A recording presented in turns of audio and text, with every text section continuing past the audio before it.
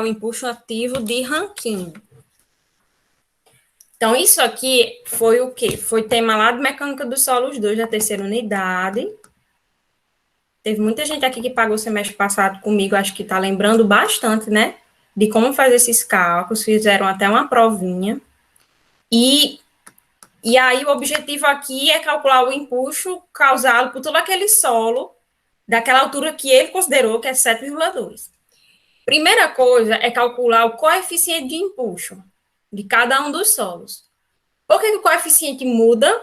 Ó, se você olhar para a fórmula, ela depende do ângulo de atrito apenas. É uma fórmula que a única incógnita aqui é o ângulo de atrito. Então, o solo 1 tem ângulo de atrito diferente do solo 2, por conta disso, o coeficiente de empuxo ativo também vai ser diferente. O solo 1 possui 0,406 de empuxo, de coeficiente de empuxo, e o 2, 0,271. Algo foi que ele fez. Depois de encontrar esse coeficiente, ele pôde determinar a tensão horizontal provocada pela sobrecarga.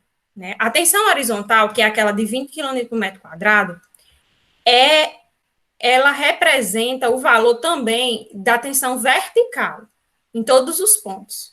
Abaixo, né? É um diagrama constante, né? É um peso que está aplicado na parte superior, e aí ela tem um valor constante em toda a parte do solo, toda a profundidade do solo. Então, com base nesse valor, eu vou poder determinar a tensão horizontal, que é consequência da vertical.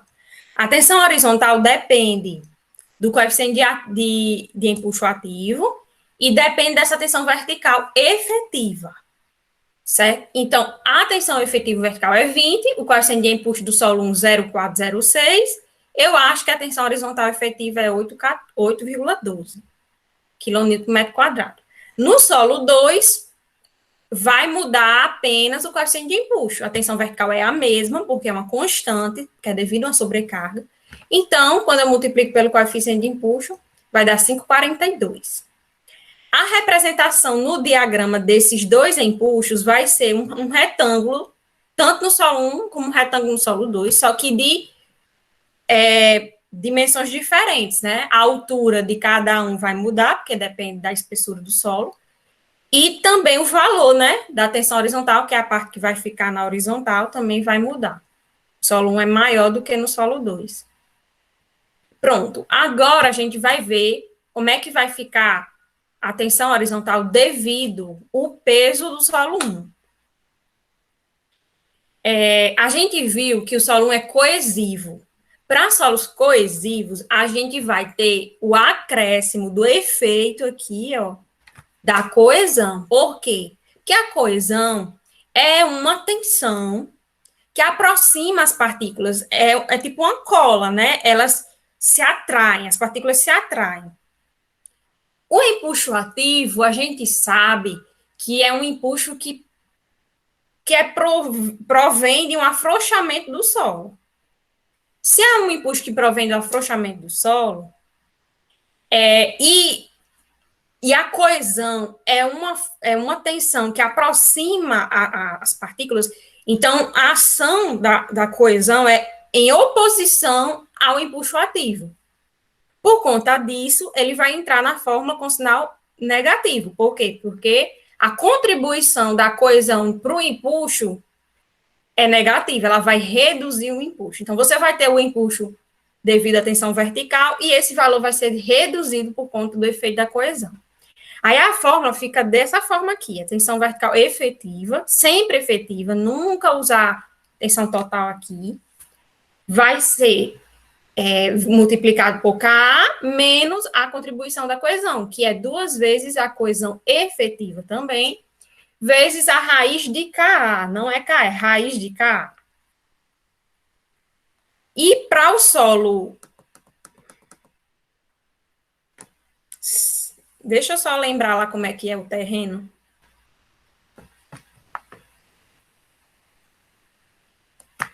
O solo 1 tem a coesão valor 15 e o solo 2 tem a coesão 0, certo? Então, o solo 1 é coesivo e o solo 2 não é coesivo. Como o solo 1 é coesivo, a gente vai usar essa fórmula completa, né? Que inclui a parcela de coesão e a parcela do peso. Aí, quando eu for calcular para o solo 1, ele separou. Ele fez o cálculo só devido à tensão vertical e depois só devido à coesão. Aqui é o jeito que ele quis fazer, pode também fazer junto. Eu prefiro fazer também, explicando para vocês, fazendo separado, porque aí eu faço o diagrama de cada um, depois eu só superponho os diagramas, né? Se eu fizer junto, eu já vou ter que pensar como é que vai ficar depois o diagrama para não errar. Aí, isso aí a gente consegue, depois de um tempo, de entender a influência, né, do cálculo no diagrama, mas porque você vai ter que ter a parte do valor da parte de cima e da parte do valor de baixo. Quando você faz o cálculo, às vezes o aluno confunde, né? Não sabe qual a contribuição que entra na parte de cima e qual que entra na parte de baixo. Porque, por exemplo, quando eu calculo a tensão a horizontal devido ao peso do solo, a parte de cima vai entrar com valor zero, e a parte de baixo que vai entrar com valor total, de 26, 23. Aí, quando eu falo da coesão, o valor é, como é que eu posso dizer? É constante, porque a coesão é a mesma em toda a altura do solo, a coesão não vai mudar, mas o peso próprio vai mudar. Então, com relação à coesão, o valor vai ser o mesmo, tanto na parte superior como na parte inferior. Aí, na hora que eu faço, uso a fórmula lá completa, eu tenho que entender que eu estou determinando a tensão horizontal na parte de baixo só, né? E aí eu não estou determinando a parte de cima. Aí eu vou ter que raciocinar. Não, na parte de cima, eu sei que essa parcela da coesão vai entrar. Então, na parte de cima não vai ser zero, entendeu? Mas quando eu faço os diagramas, eu já sei que aqui vai dar um triângulo, devido ao peso próprio, e que devido à correção vai dar um retângulo. Aí eu vou superponho, então eu vou só somar, né, o que aconteceu na parte de cima e o que aconteceu na parte de baixo. Na parte de cima do triângulo não tem nada, né? Só tem a parte da coesão, que é um retângulo. Aí na parte de baixo eu vou ter a parcela do triângulo e do retângulo. Aí vocês observam que a do retângulo deu negativa. Justamente, né? Porque se está negativo, aí a contribuição dá negativa.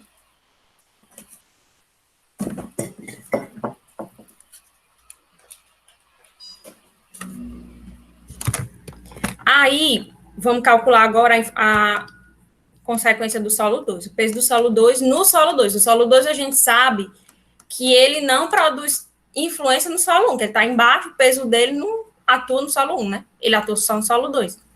Aí, e outra coisa, o solo 2 está dentro d'água, né? Está submerso. Então, o que, é que vai acontecer? A tensão vertical efetiva vai ser diferente da tensão total. Por causa disso, eu vou ter que prestar atenção aqui na hora de colocar essa tensão vertical aqui efetiva. Né? Vou saber que, para o cálculo dessa tensão, eu vou usar o gama submerso, que é o gama SAT menos o gama da água. E depois multiplicar pela altura.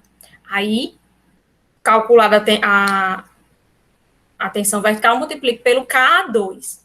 Aí deu 7,2. Lembrando que esse aqui é um diagrama triangular também, né? Porque é devido ao peso próprio. A parte de cima do solo é zero, a parte de baixo, o valor completo, 7,2. Agora, o efeito da poropressão. A poropressão, ela atua em todo o solo 2 e nada no solo 1.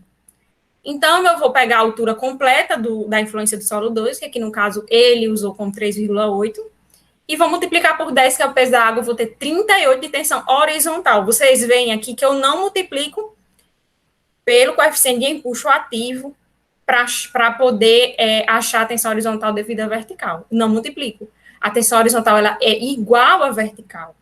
Por isso que eu tenho que fazer separado, por opressão de tensão efetiva no solo saturado. Porque o efeito da tensão horizontal num solo é influenciado pelo coeficiente de empuxo. Já o efeito da tensão horizontal na água não depende de coeficiente de empuxo. Né? A gente sabe que a poropressão é uma tensão hidrostática e isotrópica, ela é igual em todas as direções, então a mesma tensão vertical vai ser a horizontal, que deu 38 aqui. E vai ser um triângulo também, né? Aí o que é que eu faço depois disso? Eu vou juntar, ó, todos os diagramas. Ó, aqui, esse 3,4 representa o que está acontecendo no solo 1, e esse 3,8 representa o que está acontecendo no solo 2. No solo 1 eu tenho coesão, não, sobrecarga, que é 8,12, Coesão 19 e 11. 26 e 23 é o solo, peso próprio. No solo 2, eu tenho sobrecarga, não vou ter coesão, então não tem aquela parcela negativa aqui. Ter sobrecarga, vou ter aqui o peso do solo 1 no solo 2, que é esse 26 e 23 aqui, não, aqui é H, né? Não, vou ter que pegar a tensão vertical aqui, multiplicar pelo KA2, e aí vai dar 17,5. Daí vai ser um retângulo, porque o solo 1 é a sobrecarga para o solo 2. Aí esse triângulo aqui é o quê? É o efeito peso próprio do solo 2 no solo 2. Então, o peso próprio varia com a profundidade. E esse quarto aqui é devido à poropressão. Daí eu vou fazer a superposição de todos e vou encontrar esse diagrama final. Então, no trabalho, né, eu peço que vocês façam esse cálculo, demonstre o cálculo e represente esse diagrama aqui, porque a gente vai usar esse diagrama aqui em todos os cálculos. Então, eu preciso estar com esse desenho aqui. Lembrando que esse aqui é a representação do primeiro cálculo, mas a partir daí eu vou ter que fazer o quê? Eu vou ter que considerar algumas situações, certo?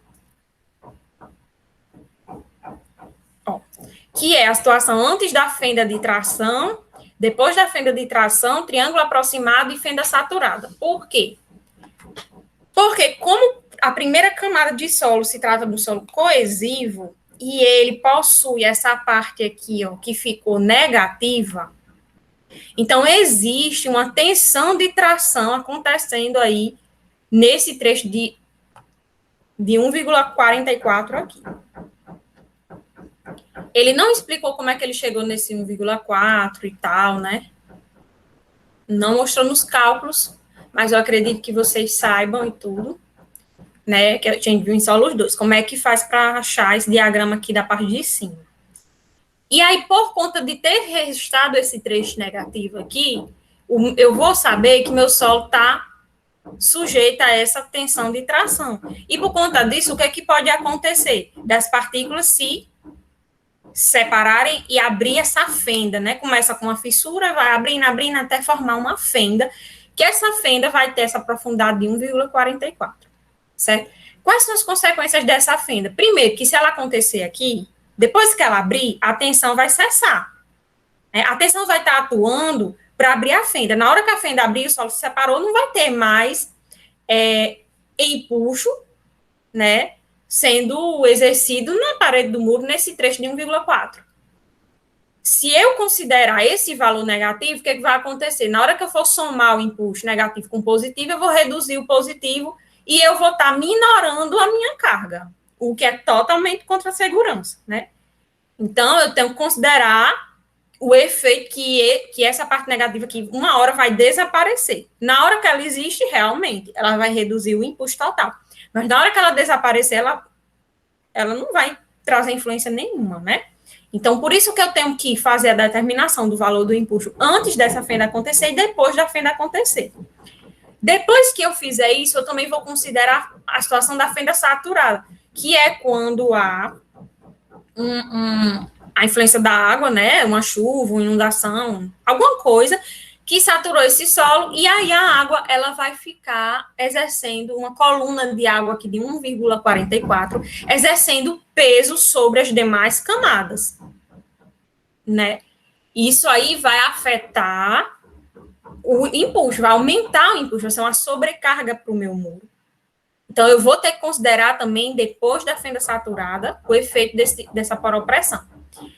E depois eu vou fazer também, ó, para triângulo aproximado, que é também antes da fenda saturada, que é depois da fenda aberta, né? Então, depois da fenda aberta, essa parte vai zerar, eu vou ficar só com um diagrama desse ponto aqui, ó, 1,96, até a parte de baixo de 3,8. Aí eu vou aproximar um triângulo aqui nessa parte. Nesse desenho, o triângulo, ele já é um triângulo aqui, né? Ó. Então, eu não vou ter que aproximar tanto, né? Continuar aqui. Então, eu vou ter essas 4 situações. E aí, ele fez o cálculo aqui, eu acho. Pronto, ele calculou o empuxo ativo antes da fenda. Calculou o ponto de aplicação desse empuxo. Como é que calcula o empuxo, né? Só lembrando, vai ser a soma das áreas desse diagrama de tensão horizontal. Ele calculou a área de cada diagrama, somou tudo, achou o empuxo total ativo, e aqui ele representou como quilonewton por metro. Por quê? Porque, primeiro, era uma tensão. Esse 10,99 é uma tensão. Tensão em quilonewton por metro quadrado. Aqui é uma altura, 1,44, que é em metro. Quando eu multiplico metro quadrado por metro, eu vou ter só metro, vai restar 1 metro, né? Quilonewton por metro quadrado, vai ficar embaixo metro quadrado, agora vai diminuir para metro. Então, vai ficar embaixo, continuar um M. E quilonewton que já existia da tensão horizontal, quilonewton por metro, certo? Por isso que a unidade ficou assim. Isso é correto? É uma representação correta? É. Porque esse empuxo aqui, ele é um empuxo distribuído em todo o comprimento do muro. Digamos que o muro tenha, entre contrafortes, ele disse que era de 4 metros, né? Então, quer dizer que existem 180 kN por metro distribuído nesses 4 metros, por exemplo. E o mesmo segue até o final do muro. Então, eu estou tendo aqui, na verdade, uma carga distribuída em alguma posição do meu muro, que eu tenho que determinar o ZCG para saber essa posição, mas em toda a extensão do muro. Se eu multiplicar esse 180 pela extensão do muro, o muro for de 20 metros, aí tudo bem, eu vou transformar numa carga concentrada. Só que eu não preciso disso, porque eu preciso de considerar mesmo o efeito do empuxo ao longo do muro. Por quê? Porque o muro inteiro está sendo responsável por resistir a essa carga. Então, eu vou dimensionar um concreto que suporte, né, esse empuxo aí distribuído. Aí, o ponto de aplicação, como é que eu determino? A área vezes o ZCG da área, dividido pelo empuxo total. Esse ZCG, eu gostaria só de chamar a atenção aqui, como é que você determina ele. Ó, você vê que o ZCG final, ele determina como 1,3 em relação à base do muro, que é a base da sapata aqui, de 1,3.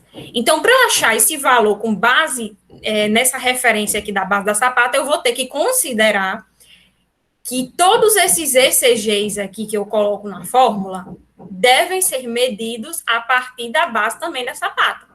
Então, por exemplo, esse triângulo aqui, como é que eu sei os ECG desse triângulo aqui? Eu vou pegar a distância da base da sapata até chegar nos ECG do triângulo, que é a 2/3 dessa medida, ou 1/3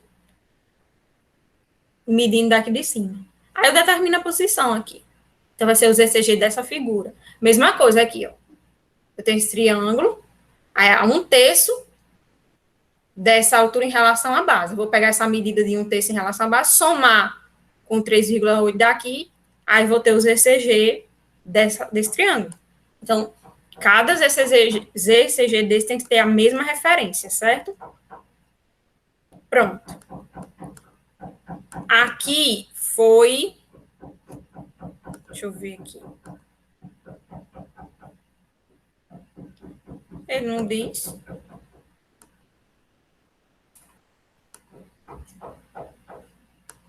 Sim, aqui foi antes da fenda de tração se abrir. Essa daqui, né? Que é a primeira situação. Aí a segunda situação é depois da fenda se abrir. Ele vai fazer a mesma coisa. Depois, ele vai fazer para triângulo aproximado, que é ele pegando lá de cima até embaixo. Né? Aqui tem uma fenda vindo para fora, descendo aqui, assim. Aí ele pegou de cima para baixo, considerou tudo positivo, triângulo aproximado. Aí ele fez o cálculo novamente, e depois ele fez para quando a fenda estiver saturada, né? Que aí houve esse acréscimo de poropressão aqui em cima. Fez a mesma coisa.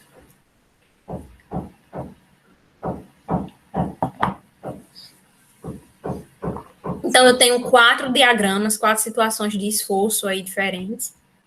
Mas eu preciso de um apenas para poder dimensionar meu muro. Eu não vou dimensionar para 4 situações diferentes. Eu vou dimensionar para o caso pior.